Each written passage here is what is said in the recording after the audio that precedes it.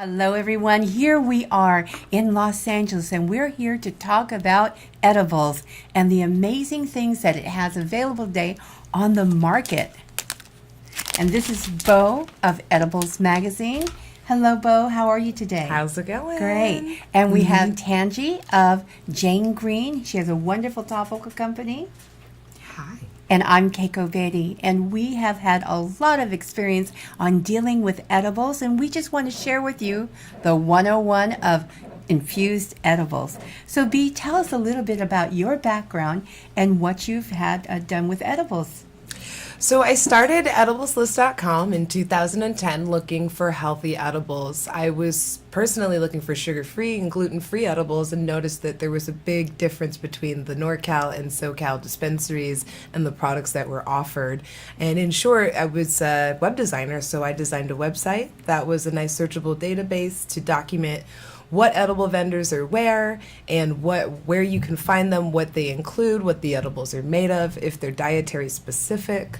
And then in 2013, our edibleslist.com, we launched Edibles List magazine in an effort to educate the patients and put the knowledge out there. And because the thing about edibles at that time in 2010, they were all sweet things with lots of sugar and sodium and not very healthy, because a lot of people are using edibles for health benefits and getting well from many serious illnesses where you can't have that kind of stuff, right? Right. Yeah. And Tangi, you are using edibles for what reason? I actually suffer from PTSD. I'm a veteran, and so I use it as a way to sleep at night. It helps me sleep longer, and it helps me stay asleep, because it's hard falling asleep and staying asleep. That's a really big problem. And so edibles are really great when it comes, because they stay in your system 6 to 8 hours. Sure they do. And then I guess you found which ones work really well for you for sleeping patterns. And B, you've seen how edibles have changed and gotten healthier, correct? Not only healthier, but we've gone from like your average saran wrap packaged brownie or Rice Krispie treat to extremely elevated different types of delivery methods, from eye drops to nose sprays, tinctures. And the truth is that the medicine is best delivered through ingestible form if you're looking to consume the medicine as its true, sacred herb. If you're trying to treat cancer, go through chemo, the only way to get the concentrations that you need of cannabis concentrate is through edibles. And that's because it is assimilated through the liver and delivered that way. And now we're seeing, in the olden days, people were just putting it in with butter and oil. But nowadays, what are people doing to bring out edibles? So one of the coolest things that we've seen on the market recently is a water-soluble extraction into a maltodextrin from Ed Rosenthal. It's called Stardust, and you can put it into anything warm. You can put it into tea, coffee, soup, anything you want. If you wanted like cold lemonade, you'd put it a little bit into hot lemonade and then put it back into cold lemonade. And then you can microdose this as necessary. So say your dose is more like 50 milligrams, you can just add more into your meal.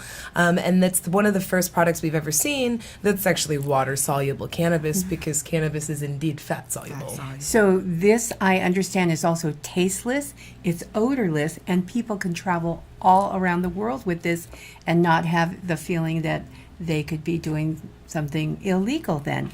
And then being that it's only 15 milligrams, for some people, what is an average milligram count in an infused edible? Well, if you're starting out, we suggest starting with 5 to 10 milligrams. These are great for that. This is a company called Dr. Norm's. Chocolate chip cookies, I love them. Really focuses on the low dose. So he makes edibles in 5, 10, and 25 milligram single dose cookies. And that allows you to kind of figure out what your dose is if you're just turning to edibles and not sure. Because the thing is, you can always eat more. You can't eat less. And it takes 45 minutes to an hour to start to feel an edible. So you definitely want to make sure that you wait a long enough amount of time so that you're feeling the effects before you continue to dose. And I think it's always best if the person is very well hydrated before they're eating an edible. And if you are on an empty stomach, it's definitely going to affect you a should lot more. definitely eat. Now, Tangi, for you and utilizing an edible for a better sleep process, when do you usually eat it? Right before you go to bed? Or are you trying to do it maybe, say, a half an hour, 45 minutes before bedtime? There are a couple different options that you can choose from. I sometimes eat an edible right before I shower, right before I eat dinner, so that by the time I'm relaxed and I eat dinner, I can go straight to bed, or I can lay down and get into my normal nightly routine. You can also choose to eat right before your meal. That's another option as well. You can cook, or you can eat it and cook your meal, and that's a way where it's processing through your system, and then by the time you finish cooking, you feel amazing and the food tastes even better. Great. Now, I see that we have a whole array of edibles here.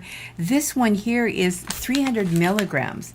Now, on an average person out there, what do you think an average milligram count for infusing with an edible is? Well, most people kind of go through the 10 to 25 milligram range. If you're used to eating cannabis and you want a low dose, 5 to 10 milligrams is a great place to start. Once you start using cannabis, you do develop a tolerance, so your tolerance will go up and you'll need to start eating more to feel its effects. For a 300 milligram edible like that by Strictly Edibles, that's like an experts only. This person either has cancer, they consume daily, they smoke daily, they're dosing throughout the day, they're not planning on eating it in one sitting, and it's definitely a not for rookie type situation. And I think where most people that I see that utilize a high milligram dosage is because it is for pain treatment. Now, here's one thing. Here in California, we haven't had any structure about how people can dose their edibles, but yet in Colorado, Washington, and Oregon, the recreational states, there's definitely limitations. What are those limitations for dosing in those states? So this is a brand here, Incredibles, from Colorado. They now produce in California, and they've taken all of their Colorado stringent regulations and applied them to the California unregulated market. So when you open this bar, it's dosed into 10 different scored doses, and they all say exactly how many milligrams are on each and every dose. So in this case, it's a 50-50 bar, and each dose is 5 milligrams each, 2.5 milligrams THC, 2.5 milligrams of CBD. So the CBD, of course, is non-psychoactive, correct? Right. Wonderful. And with this type of product, this is really, really recommended for PTSD patients and people who have suffered from those types of like traumas. Any kind of brain injury as well was really great with CBD 1:1 to THC ratios. So this bar underneath this foil wrapper, while it's a dark chocolate mixed with black cherries, Sounds like a good flavor to me. it says on it that it's THC. So one of the things that we like to push at Edibles List is edible safety. Not just knowing your dose, but also user responsibility. You don't leave your guns and your alcohol out for your children or your pets.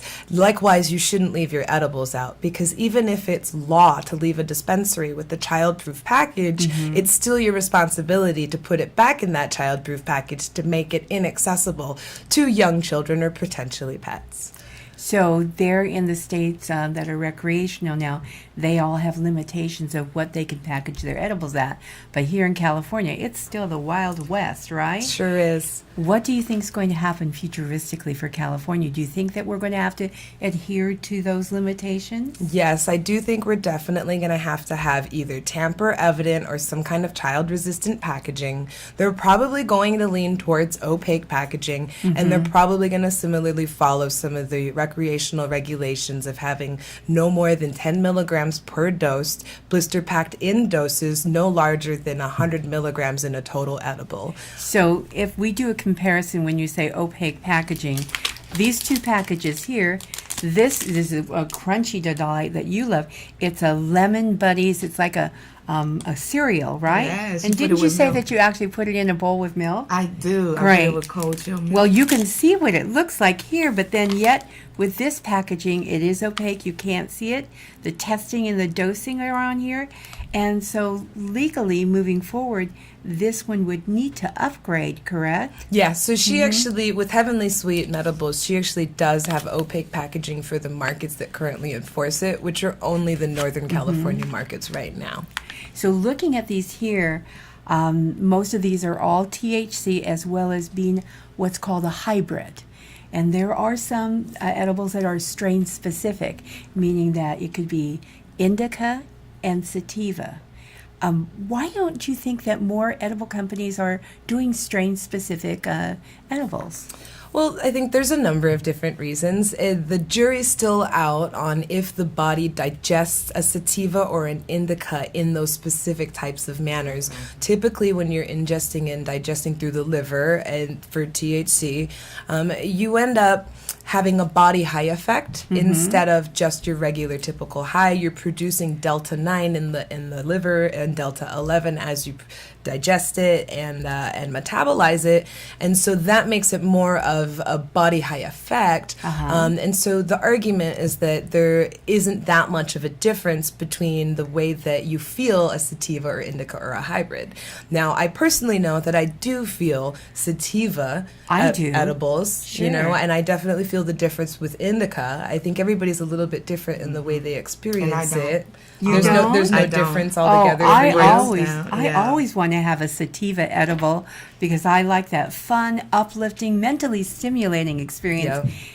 But if I do need to go to sleep, I'm going for an indica. But I usually go to sleep pretty well. Maybe you need someone to sing you a good lullaby, Tangi. Will you do it? Not me. I think you'd want a guy to do that, wouldn't you? I definitely want to make sure, though, that in California we create regulations where we're not limited to dosage.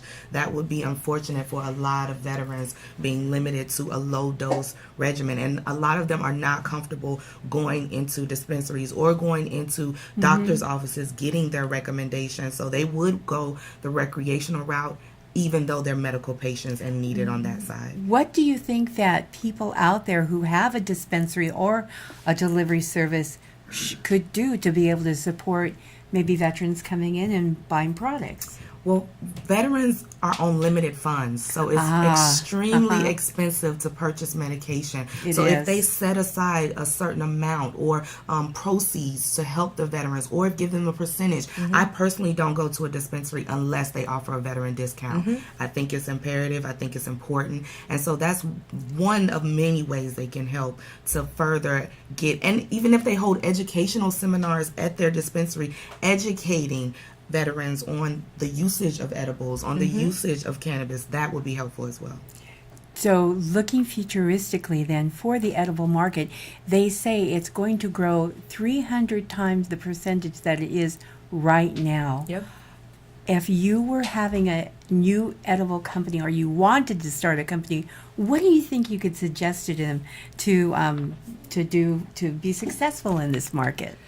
Well, I mean, it comes down to general marketing in a flooded market. How do you set your product apart? What makes it different? And I think there's a lot of baked goods, there's a lot of chocolates, but there aren't a lot of unique delivery methods. I like savory. I like a little garlic and a little herb in there. Yep. There's definitely a lack of savory goods for edible products in the market.